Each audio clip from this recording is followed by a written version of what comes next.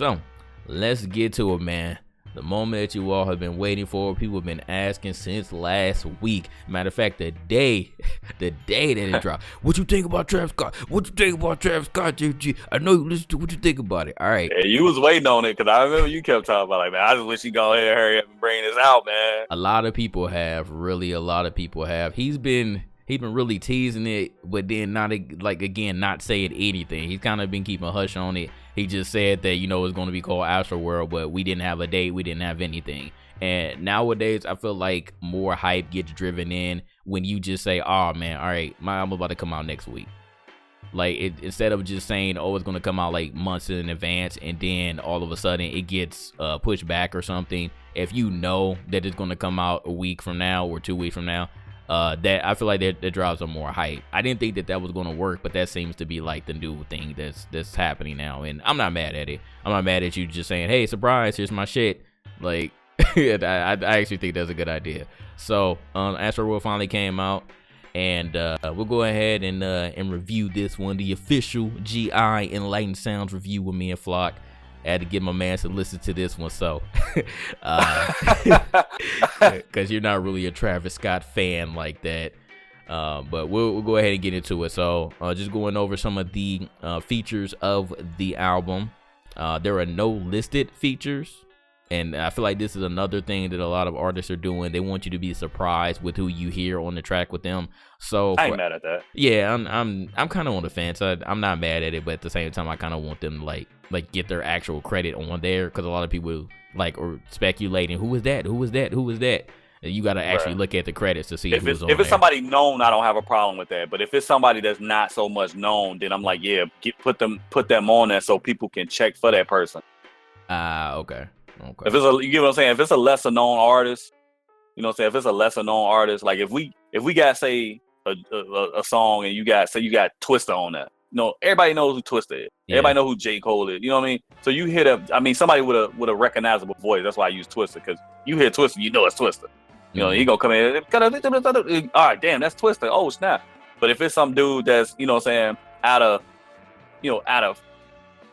wherever, some spot, some small town in Missouri, you know what I mean? Then you want to know who this guy is. So small town in Missouri, huh? Yeah. All right, yeah, I feel that though. I can't disagree with that one. So the features on this album: Frank Ocean, Drake, Sway Lee, James Blake, Kid Cudi humming on the song, Stevie Wonder with just the harmonica on the song, Juice WRLD, yeah, that will Stop Trying to Be God, and I had to find that out by looking at it. That harmonica was Stevie Wonder. Yeah, I didn't know that. Damn, I didn't even know that. So going along, Juice WRLD, Pharrell, Tame Impala, The Weeknd, 21 Savage, Gunna, Nav, Quavo, and Takeoff. Those are the notable people that are all featured on this album. Even if it's something that's small, it's just playing an instrument, they were featured on there. So I was like, yo, okay, you got Stevie Wonder on there. That's kind of big, because that harmonica was going off on Stop Trying to Be God. Favorite songs for me personally, I like Carousel. That's the second song, and I feel like this is probably the most notable song on the album is Stop Trying to Be God, like I mentioned before.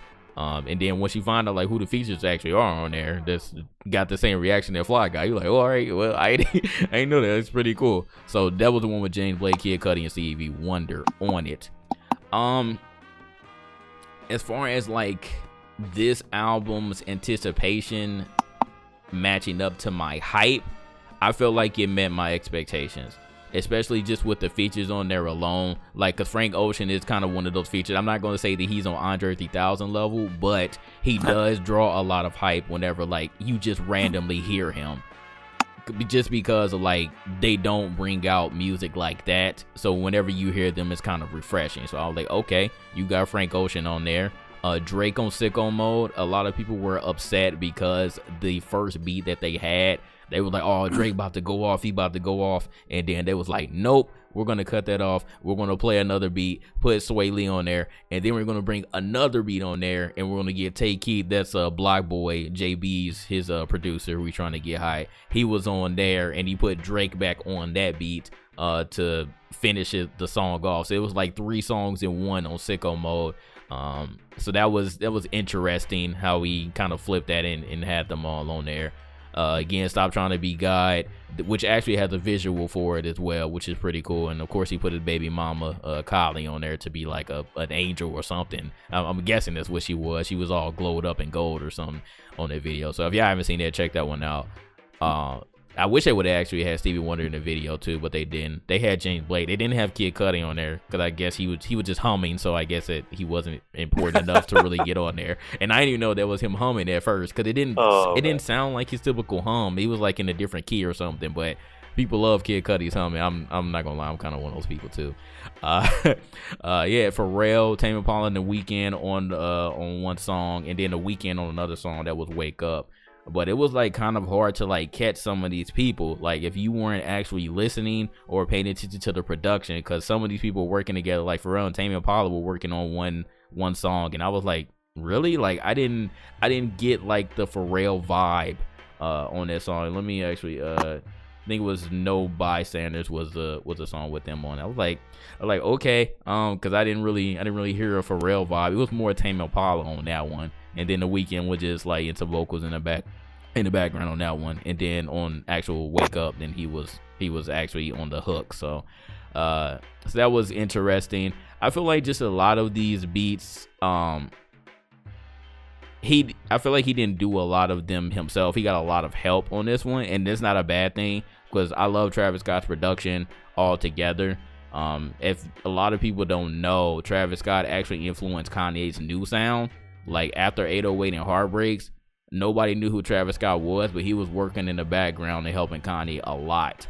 And that's how I first heard about him. And then when Travis Scott dropped Al Faro, that's when I first like really caught on to Travis Scott. He's never really been like the strongest rapper to me. Like he doesn't really say anything that I'm like, wow, that was so cool. Bars. That was so dope. Yeah, he doesn't have bars, but I feel like Travis Scott always makes up for it with his production. I'm always a fan of his production.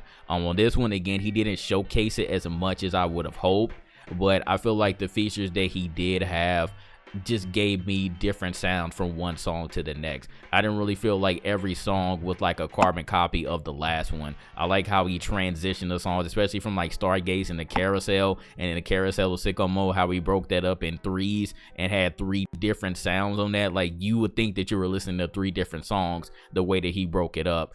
And then like he followed up with R.I.P. Screw. That was a slower song. Stop Trying to Be God was a slower song. And then like it just kind of like went slow and then it sped back up towards the end. So I think that's what I really like, just the way that he actually laid the album out. And I would say that again, it exceeded my expectations. I was happy to for this to come out. And I don't know though. I'm the only thing that I'm confused about is, do I like Astroworld better than Birds in the Trap Scene McKnight? I don't know, because he had Kendrick on that one, he had Andre 3K on that one, so he had some good features on that one too. I know the TBA said he hated that shit and he didn't like Astroworld either, but I'm still a Travis Scott fan. I know that A9 was hyping the hell out of this album, and that's what made Javi want to listen to that one in the first place. But I liked it though. I really liked it. Before I get my number grade, my number score, excuse me. Fly, what do you think about Astroworld? I gotta put this out there first. Disclaimer: I'm not a big Travis Scott fan, but I went into this and this for my boy A9. Shout out to A9. He like, Flock, I don't know if you're gonna like it because I know type of stuff you like. He like, but you listen to it with an open mind. So I'm like, you got my word, and that's exactly what I did. I didn't go into it with any bias or ulterior motives or anything. Just to go into it to say, oh, it's trash. That ain't me. I listened to it. I will. I could just say it was interesting. You know what I mean? So that I will say. Okay. It was interesting to say the least. I will say I didn't buy into all the hype that it got. I didn't hate it. I didn't love it. You know what I mean? I was kind of like, okay, I can see why some people was feeling it though. I can definitely see why some people feeling it. One of the songs that I think don't get the. I know a lot of people like the what was the song called? You said it too. Start with a shoot. I just know it wasn't one of my favorites, but one of my favorites on there was Butterfly Effect, because I just thought it was. I thought that one was well done. Yeah, that was one of the first songs that he like debuted. Yeah, I like that song. I actually like that song a lot. So when I listen to it, matter of fact, I'll just say my 3 favorite songs on the album was Wake Up, Who, What, and Butterfly Effect. Those are my favorite songs on the album. And I thought those songs were like, it wasn't the I want to say the sexy songs on the album. I thought it was something. It was more, it was just more. It was something more, and that's what I'm looking for. I'm always looking for more. I'm not a fan of auto-tune, and that's pretty much what his signature style is, sound and stuff is. So, but I did go into it with an open mind, and I didn't hate it at all. Like I thought I was gonna be like, oh, you full of it, y'all full of, what I'm saying, because he kept saying it. Didn't he say it was album of the year? Yeah, like he said that immediately. Yeah, he said the album of the year. I'm like, come on, man, we can't do that, man. Don't be a prisoner of the moment. I tell people, don't be a prisoner of the moment. Say something is the greatest and stuff. It's a classic. 2 months later, it's a classic. We throw that around so much. That word classic, GOAT. We throw those terms around so much nowadays. Well, people do that all the time. Me, I'm more of a let's wait and see. Let's see if it ages well, stuff like that, before I call anything a classic. True. And let me correct myself. It was Skeletons. It was a song with Pharrell, Tame Impala, in The Weeknd. Because I know people go, yeah, the real talk is that nobody. Okay, sorry. It was Skeletons. All right. And the song I was thinking about was Carousel. That was the one I know everybody liked. The second song, the one with Frank Ocean on it. Yeah. That's the one I know everybody liked. I just I always try to go go left when everyone goes right, to try to sift through through the other shit to see if I can find something else. And that's what I did with those 3 that I named. I thought those 3 songs were really good. I liked them a lot. Okay. So we'll let you start off with this one. What would be your number score for Travis Scott Astroworld? My score, we're going out of 5, right? Out of 5. Don't hate me, y'all, but I gotta give it a 3. It's still, you said a 3? Even with those songs I like, it's still, to me, it's still a little just above average. You said a 3 because you kind of broke up. Yeah. Okay. A 3. I'm sorry. A 3. A 3. All right. I definitely got to give it a 4. If we were doing halves, I would give it a 4.5. It's for how many songs? Oh yeah, and that was gonna be my next question. Hey, we can do halves. I forgot about that one. But for 17 songs, it's hard for me to stay interested for the majority of it. But as I was listening to it the first time and the second time, I was like, okay. But hold on, Jay. But hold on. If it's a classic, you can listen to it. If it's a classic, you can listen to it from start to end. Because a lot of classic albums that have come out prior to this, has 16, 17 songs. We got classic double albums that are out here in the world. Classic double album. This is true.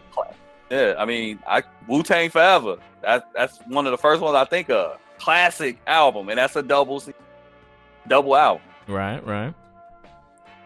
But I would say nowadays, for me at least, it's hard. Nowadays, we be lucky we get more than 6 songs. Yeah, I'm not mad enough for dropping 17 songs, but again, it's hard for people in this day and age with the ADHD generation to attention span. To just stay and like have all these songs in like your playlist and your daily rotation and all of that.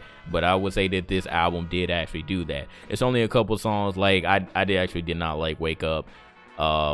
And then what other songs I didn't like? Because there's a couple songs that I didn't put on my actual playlist. I downloaded the whole album, but I didn't put every song on my playlist. So I would say like it's just 2 songs in the middle that I wasn't really a fan of. It was a little bit too slow for me as far as just 5%. What I 5% intent was cool. I actually liked that one though. That was one I didn't really care for. 5%. Like I don't like to talk about what I don't like, so that's why I didn't really name. But like if I had to pick one song that I really wasn't a huge fan of, it would probably be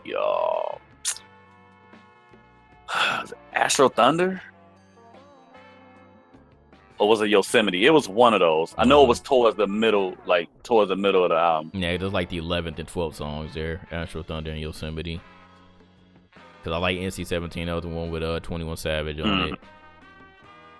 But yeah, but overall, I like the majority of the songs. So when I can like the majority of the songs, especially in the 17 track album, then I think you have a pretty good album on your hands. So again, the only thing that I'm just battling with myself is, do I like Astroworld better than Birds in the Trap Sing Midnight? Because I always like to compare. Did I enjoy this album as much as the last? And if I did, or if it was way better, then I would give it a better score in my book. But I'll give it a 4. I'm not gonna give it a 4.5, but I will definitely give it a 4. And yeah, that's what I think. That's what I think. That's what I give Astroworld. So there we go. Any other thoughts on that one, Flock? No. Like I said before, I went into it with an open mind, and I gave y'all my honest and humble opinion of it. Yeah, just don't call this one a classic just yet. I will listen to it a little bit more. I hate saying that that anything is a classic nowadays. And if I hear anyone saying that Travis Scott or got bars or something, or trying to recite lines, and I'm a question you, because he's never really been that type of person. If you like the production, which I know the majority of y'all do, then just say that. Say the production was amazing, yo. I was messing with the vibe on this one. I like the features on it. You can say all of that, but right. If you talking about like Travis Scott himself, like the songs by himself, I would feel like the production again would be the strongest points on that one, because the bars really aren't his strong point. So let me ask you something though, before we go to the next album. Yeah. Since this word classic gets thrown around so much.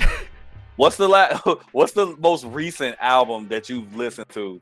I mean, that's come out, the most recent album that you've listened to, would you consider a classic? I would say the most recent, like if we're talking about this year. I say within, like, this year, I'll give you 5 years. 5 years. I'll give you a 5-year cushion. Like, seriously. I can name maybe 2. I would say that Damn is a classic. Damn. Yep. That's it. That's the first thing I think of is Damn.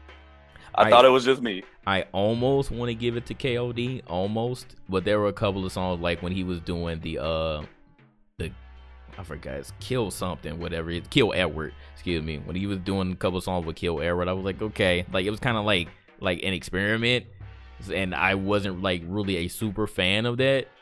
But I almost want to give it to KOD just because it was so impactful as far as like the actual lyrical content and the beat selection that he had on there.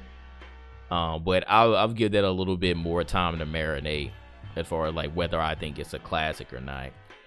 Hey, you said last 5 years. It's hard to think about. Last 5 years, I would have to go back, but that's the first one off the top of my head that I would definitely say. Yeah, that's the first thing I thought of. I'm like, I can't nothing, because if you can't really think of it off the top of your head, then is it really a classic? Yeah, that's definitely a good point. Definitely a good point there. So I'll get back to you on that one. Since you said you said last 5 years, I'll get. We'll do that on the next one. Yeah, that'll be our next topic. So there you go.